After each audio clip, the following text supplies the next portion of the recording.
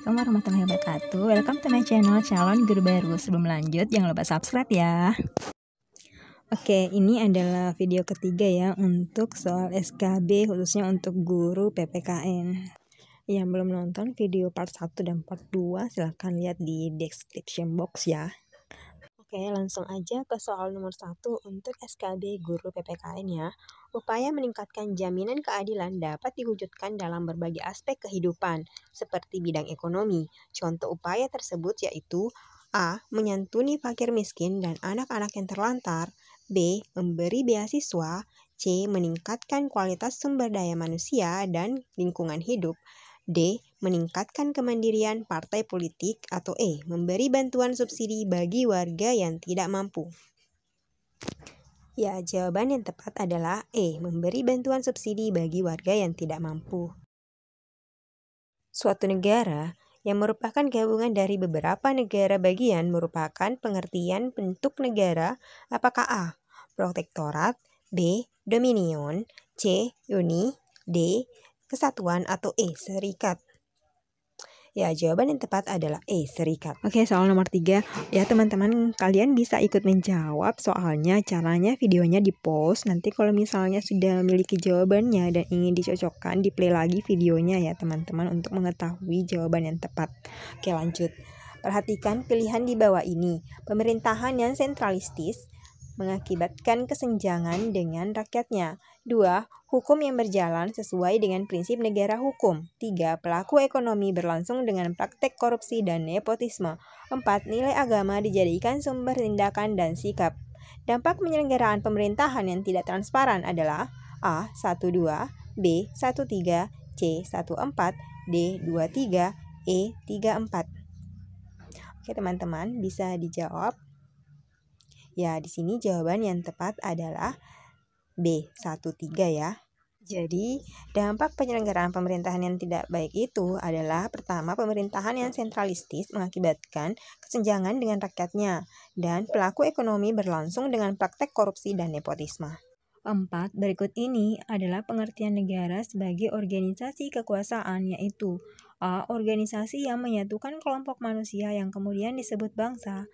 B. Organisasi kesusilaan yang timbul karena sintesa antara kemerdekaan individu dan kemerdekaan universal. C. Masyarakat hukum yang dibentuk karena perjanjian masyarakat yang bertujuan untuk perdamaian.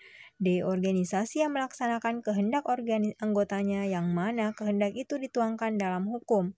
E. Organisasi yang memiliki wewenang berkuasa yang diciptakan oleh sekelompok manusia atau bangsa. Ya, yang tepat adalah E. Organisasi yang memiliki wewenang berkuasa yang diciptakan oleh sekelompok manusia atau bangsa. Lanjut, nomor 5 untuk soal SKB guru PPKN. Pengakuan negara lain merupakan pelengkap dalam unsur-unsur terbentuknya suatu negara. Hal itu merupakan pengertian dari unsur terbentuknya negara yang bersifat A. Deklaratif, B. Konstitutif, C. De jure, D. De facto, atau E. Konsultatif. Ya, silahkan teman-teman. Jawaban yang tepatnya adalah ya, yang A. Deklaratif. Soal nomor 6, sikap positif yang perlu dikembangkan sebagai pengamalan nilai-nilai Pancasila. Contoh sikap positif tersebut yaitu A. Selalu mengikuti perkembangan budaya asing, B. Bergaya hidup individualistik, C. Mentaati norma dan peraturan yang berlaku, D. Pantang menyerah kalau keinginan belum tercapai, atau E. Senang dengan pujian orang asing. Oke, teman-teman, silahkan jawabannya adalah ya, yang C. Mentaati norma dan peraturan yang berlaku. Selanjutnya, soal nomor 7, nilai-nilai yang terkandung dalam Pancasila tidak diragukan lagi karena merupakan filsafat bangsa, dasar negara, dan ideologi negara. Hal ini merupakan kedudukan Pancasila sebagai A. Paradigma pembangunan, B. Moral pembangunan, C. Sumber nilai, D. Perjanjian luhur bangsa, atau E. Dasar negara. Ya, yang tepat adalah C. Sumber nilai. Lanjut. Berdasarkan Kep Dirjen Dikti nomor 267/Dikti/2000, tujuan pendidikan kewarganegaraan mencakup A. Tujuan individu, B. Tujuan Pancasila. C. Tujuan Undang-Undang Dasar 1945. D. Tujuan umum. Atau E. Salah semua. Ya, yang tepat adalah D. Tujuan umum. Soal nomor 9. Landasan hukum tentang sistem pendidikan nasional berdasarkan A. Undang-Undang Nomor 3 Tahun 1979, B. Undang-Undang Nomor 2 Tahun 1989, C. Undang-Undang Nomor 2 Tahun 1989, D. Undang-Undang Nomor 3 Tahun 1989, E. Undang-Undang Nomor 2 Tahun 1979. Oke, jawaban yang tepat adalah yang D, Undang-Undang Nomor 3 Tahun 1989 ya teman-teman. Selanjutnya, segala hal yang berkaitan dengan negara baik empirik maupun non-empirik adalah A. Objek material, B. Objek penelitian, C. Objek material PKN, D. Acuan sistem pendidikan, atau E. Keinginan sendiri.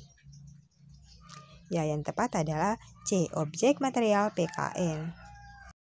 Selanjutnya, tujuan dari sistem pendidikan kewirausahaan adalah A. Menumbuhkan kecintaan pada tanah air melalui PPBN, B. Mencerdaskan bangsa, C. Memajukan sistem pendidikan di Indonesia, D. Memenuhi kewajiban sebagai warga negara, E. Benar semua.